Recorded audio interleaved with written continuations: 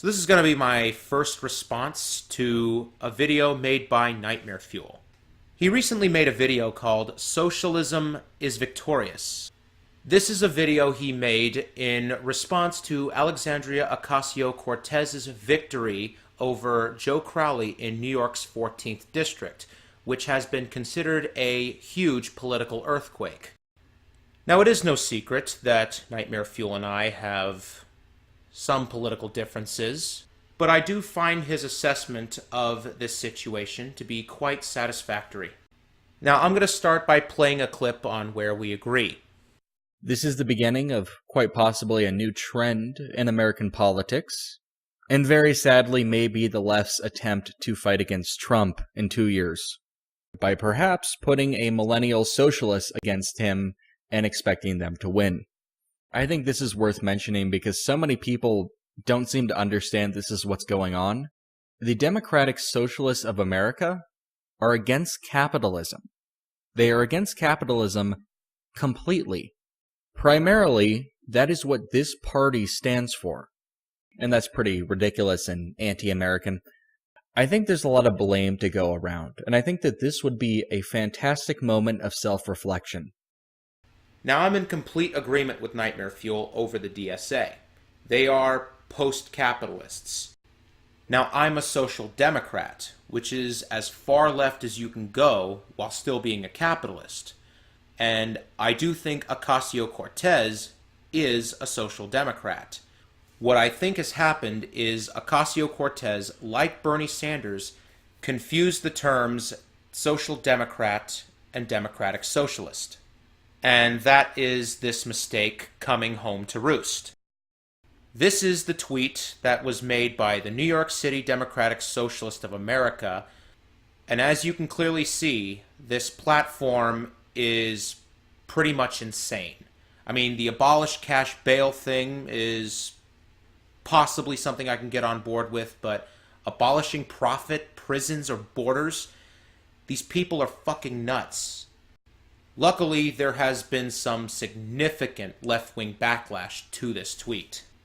Even Kyle Kulinski of Secular Talk came out against the DSA for this post. But here's a part where Nightmare Fuel and I may disagree. Even though Alexandria Ocasio-Cortez was a member of the New York Democratic Socialists of America, she already had a clear outline of the abolish ICE policy, both on her website and in this tweet. She writes, "Here's what must be done. We must abolish ICE. Its very structure is about as undemocratic and authoritarian as it gets in the U.S. But here's where the clarification begins. We have to replace ICE with an updated INS-like structure that handles crime through the same court system we've had for well over 100 years. Now, if you look at the date of the tweet, if you can't see it, I apologize, it is May 26th of 2018. This was posted 1 month before her election victory. So this no borders bullshit was addressed by her 1 month before it even became a problem. So whatever criticism I can attribute to the DSA on this front, I cannot attribute to Ocasio-Cortez. So now we're going to get into the numbers of Ocasio-Cortez's win. Now, I wanted to give you the numbers from the vote in the 14th District because I think they're very interesting. There are 214,750 active registered Democratic voters in the district. Only 27,744 voted, and Ocasio-Cortez won by more than 4,000 votes. This means that Ocasio-Cortez won 57% of the vote compared to Crowley's 42%. Now, that's not a landslide, it's a significant victory, and it's definitely an upset for this district and this type of candidate, but it's not something that can't be overcome, I don't think. This also means that more than 80% of eligible voters stayed home. Very true. There was a low turnout of voters for the 14th District. Turnout is usually low in off years. Turnout is usually high when it's the year of a presidential election. Let's also remember the fact that no one even knew who this person was. So we would have to know which of the 80% of voters would have voted for her if they thought she could win. And we would have to gauge that against the voters that would have come out to vote against her if they thought she could win. We also don't know about the voters who did vote for her. How many of them were voters who originally were going to vote for Joe Crowley but defected to her? And how many of these voters are entirely new voters? But now we have to take into account that media has now given her widespread coverage because of this stunning election victory, and now we have to wonder whether this is going to increase voter turnout across the country. This is the real danger here, because you can have a fringe party, but if they're organized and they are operating within a political scene that's very jaded and apathetic, they can win. They can produce an upset. This is a possibility that we have to take into account now. Not only do we have to fight against far-right populism, but we're going to have to fight leftist populism among our own ranks. Unfortunately, I have to be the bearer of cold water today. Reese makes two mistakes here. One, he presumes that because a district is jaded or apathetic, that is the only way a populist can win the district. We're going to have to visit a battleground district that is currently the target of both major parties. This is Kara Eastman, who won a Nebraska House primary against a former incumbent of the seat, Brad Ashford. Now, I say former incumbent because Brad Ashford used to have the seat in 2014 until he lost it in 2016 to the now Republican incumbent, Don Bacon. Looking at these results, you find that the vote was only a difference of 1.2% for the Republican to defeat the Democrat in this district. So it's clearly safe to say that this is not an apathetic district. Since we are comparing the numbers of off-year elections, I thought it was best to bring up the 2014 primary numbers for the Democratic Party. So Brad Ashford wins 81.4% of the vote with 16,989 votes, while his primary opponent, Mark Operi, got 18.6% with 3,872 votes for a grand total of 20,861 total votes. Looking at the 2018 primary results, we got Kara Eastman with 51.43% of the vote with 20,239 votes, and Brad Ashford with 48.57% of the vote with 19,113 votes, with a grand total of 39,352 votes.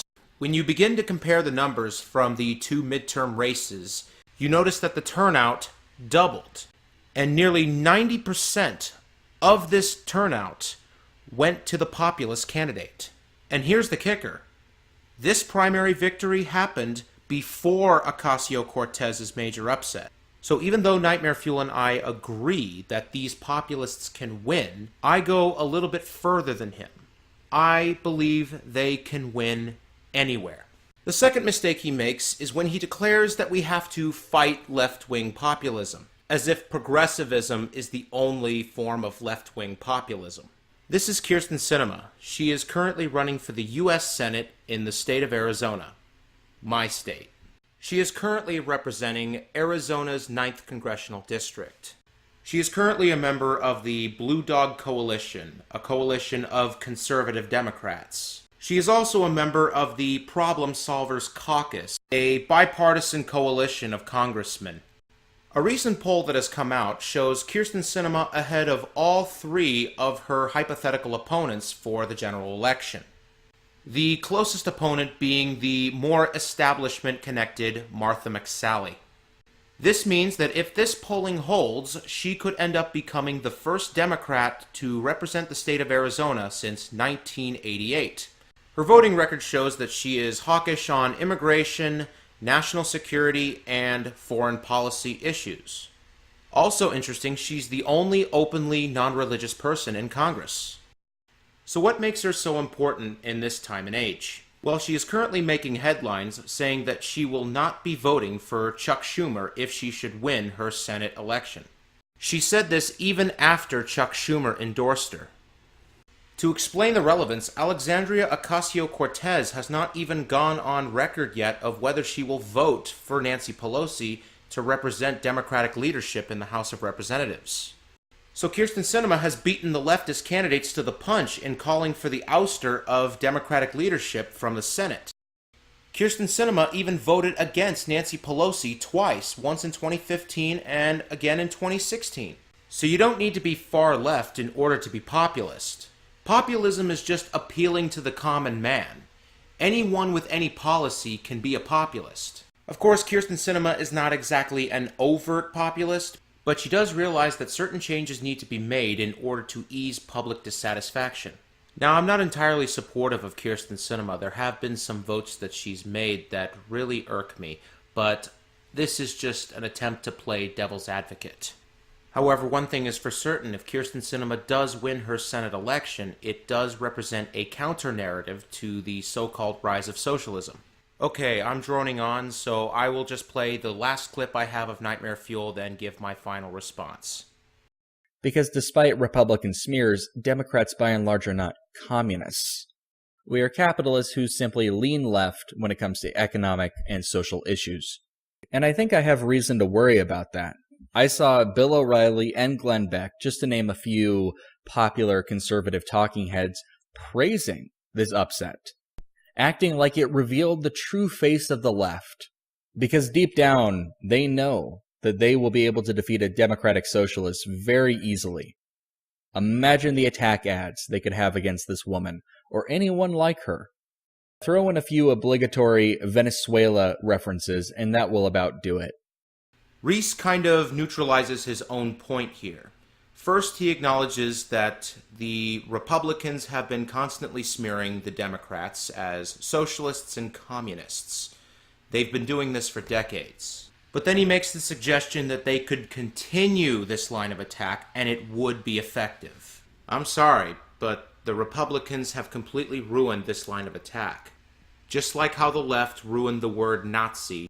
I mean, I even remember this old commercial that aired during the 2012 election. I grew up in a socialist country, and I have seen what that does to people. There is no hope, no freedom, no pride in achievement. The nation became poorer and poorer, and that's what I see happening here. As a young boy, I was fantasizing about one day going to America, making a success of myself, the American dream.